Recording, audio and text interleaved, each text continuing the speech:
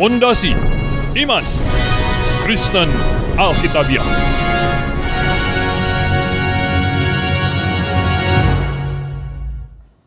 Pemirsa yang kami kasihi di dalam Yesus Kristus. Sekarang saya ingin mengajak pemirsa sekalian untuk memikirkan, untuk merenungkan, mempelajari sesuatu yang sangat-sangat penting. Yaitu peralihan sistem ibadah Perjanjian Lama yang simbolistik, ritualistik, jasmania ke sistem Perjanjian Baru yang bersifat hakikat rohania dalam kebenaran. Bapak Ibu Saudara yang saya kasih dalam Tuhan Yesus, di dalam Injil Yohanes pasal yang keempat, kita sudah sangat familiar dengan seorang perempuan Samaria. Perempuan Samaria ini agak sedikit sok tahu ketika berbincang dengan Tuhan Yesus di tepi sumur Yakub. Ketika Tuhan Yesus minta air dari dia sepertinya mengkritik Tuhan Yesus Kristus dengan berkata bahwa kalian orang Yahudi, begini begitu. Dan Tuhan Yesus berkata kepada perempuan Samaria ini, hal yang patut kita simak dengan baik-baik. Dia katakan ayat 22 dari Injil Yohanes pasal yang keempat. Kamu menyembah apa yang tidak kamu kenal, kami menyembah apa yang kami kenal, sebab keselamatan datang dari bangsa Yahudi. Tetapi saatnya akan datang dan sudah tiba sekarang, bahwa penyembah-penyembah benar akan menyembah Bapa dalam roh dan kebenaran. Sebab Bapa menghendaki penyembah-penyembah demikian. Nah, pemirsa sekalian, perempuan itu tidak menyadari bahwa Yesus datang sekarang ini, saatnya akan tiba dan sudah tiba sekarang. Itu adalah masa peralihan dari sistem penyembahan Perjanjian Lama yang simbolistik, ritualistik, penuh dengan ritual, dan yang jasmania, yang harus sujud menyembah orang Yahudi 1 hari 3 kali. Beralih ke sistem ibadah yang hakikat. Tidak simbolik lagi. Yang hakikat. Rohania dengan hati. Roh kita yang menyembah dengan hati. Dan kebenaran. Kebenaran itu apa? Kebenaran itu artinya dengan akal budi, dengan logika. Dan Tuhan Yesus ketika ditanya oleh ahli Taurat, hukum apakah yang terutama, yang terpenting? Tuhan Yesus, kasihilah Tuhan Allahmu dengan segenap jiwamu, dengan segenap hatimu. Dan dia ada tambahkan itu, dengan segenap akal budimu. Artinya apa? Dengan berpikir kita harus mengerti. Tiba zamannya sekarang ini adalah beribadah, menyembah Tuhan dengan hati, bukan lagi dengan badan dan dengan pengertian. Kita harus mengerti segala sesuatu yang kita lakukan. Jadi pemirsa yang saya kasih dalam Yesus Kristus, mengapa di Perjanjian Lama sistem ibadahnya simbolistik, ritualistik, dan jasmania? Karena Allah janji mau kirim juru selamat, dan juru selamatnya masih dalam perjanjian, masih jauh di depan. Dan untuk selalu mengingatkan kepada manusia akan janji Allah itu, maka dipakailah ibadah simbolik yang paling sederhana, yaitu domba di atas mezbah, untuk mengingatkan akan juru selamat yang akan datang, yang posisinya seperti domba itu. Dan kemudian pada waktu zaman bangsa Yahudi ditetapkan sebagai tiang penopang dan dasar kebenaran. Apa yang terjadi? Mereka diperintahkan untuk suatu ibadah simbolistik yang lebih sempurna, yaitu kemah pertemuan. Kemudian dengan segala macam simbol-simbolnya. Dan penekanan pada saat itu adalah kesucian badan ini, kesucian jasmani. Oleh sebab itulah, demi untuk mengajarkan sebenarnya kesucian hati, memakai alat peraga kesucian jasmani. Yaitu tidak boleh makan ya makanan ya binatang yang kotor ya disebut najis. Penyakit kusta ya itu najis ya. Jadi ini untuk mengajarkan tentang kekudusan secara rohani memakai alat peraga jasmani sebenarnya. Nah, Bapak Ibu Saudara yang saya kasih dalam Tuhan Yesus Kristus, kemudian Tuhan Yesus datang. Tuhan Yesus datang. Dialah hakikat dari simbol itu. Yesus Kristus adalah hakikat dari simbol itu. Dan Yesus Kristus adalah inti dari semua upacara ritual Perjanjian Lama. Dia adalah intinya. Jadi oleh sebab itu, ketika Tuhan Yesus sudah terpaku di atas kayu salib dan sudah selesai, sebenarnya ibadah simbolik Perjanjian Lama selesai ketika Tuhan Yesus diperkenalkan oleh Yohanes Pembaptis. Lihatlah anak domba Allah yang menghapus dosa dunia. Oleh sebab itu, di dalam Injil Lukas pasal 16 ayat 16. Injil Lukas pasal 16 ayat 16 ya.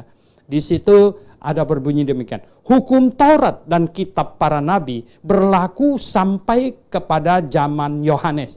Jadi jelas sekali hukum Taurat dan kitab para nabi berlaku sampai zaman Yohanes. Sampai zaman Yohanes kapan? Sampai Yohanes sebenarnya memperkenalkan Yesus Kristus.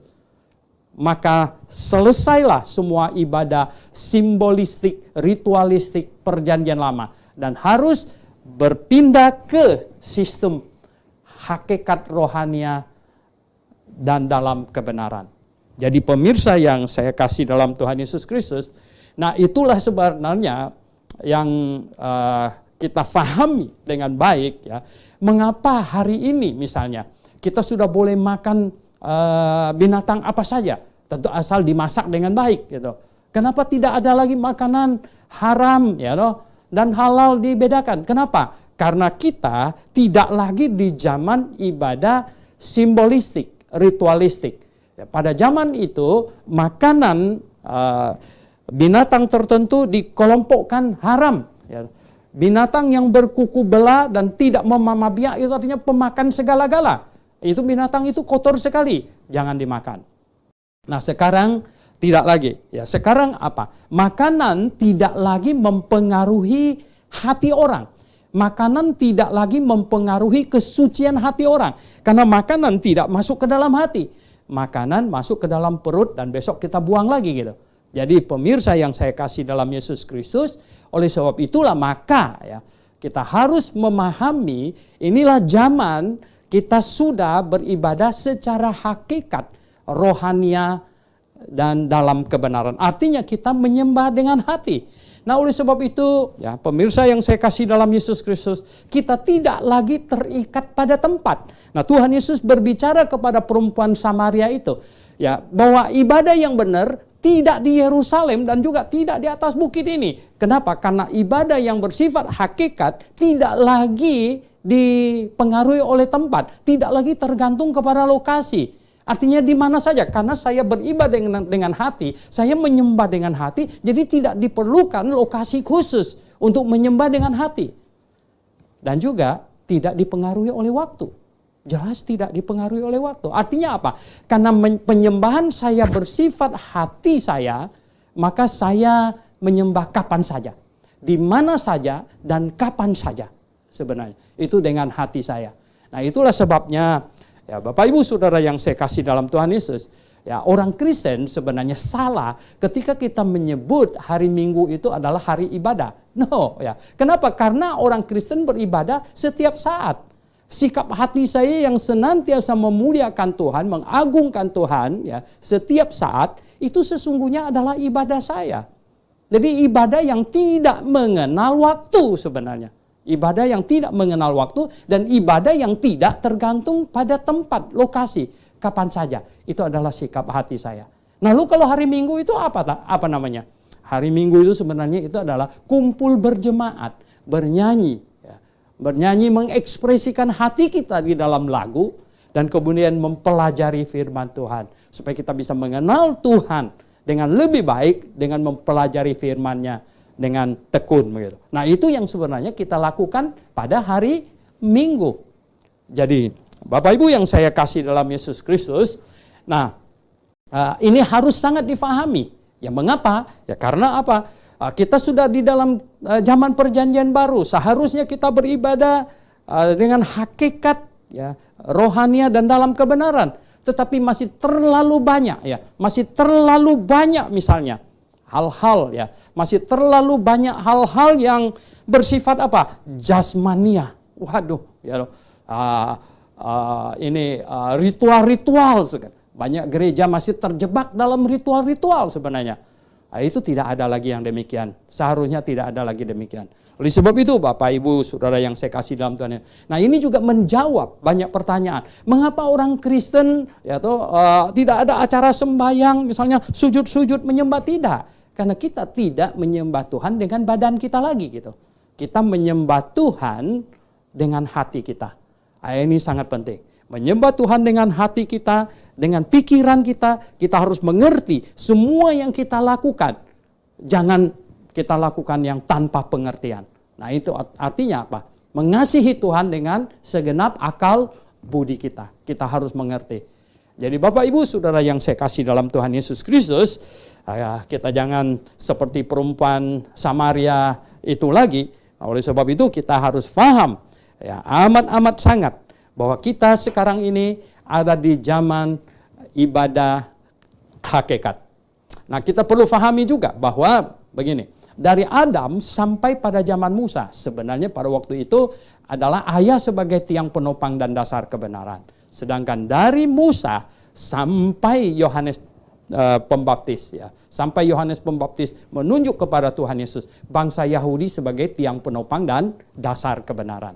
Nah dari Yohanes Pembaptis sampai hari pengangkatan, sebenarnya Tuhan tetapkan jemaat lokal adalah tiang penopang dan dasar kebenaran. Ya.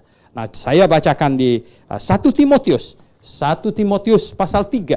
1 Timotius pasal 3. Di situ ada dikatakan di ayat 15. Rasul Paulus berkata, jadi jika aku terlambat, sudahlah engkau tahu bagaimana orang harus hidup sebagai keluarga Allah, yakni jemaat dari Allah yang hidup, tiang penopang dan dasar kebenaran.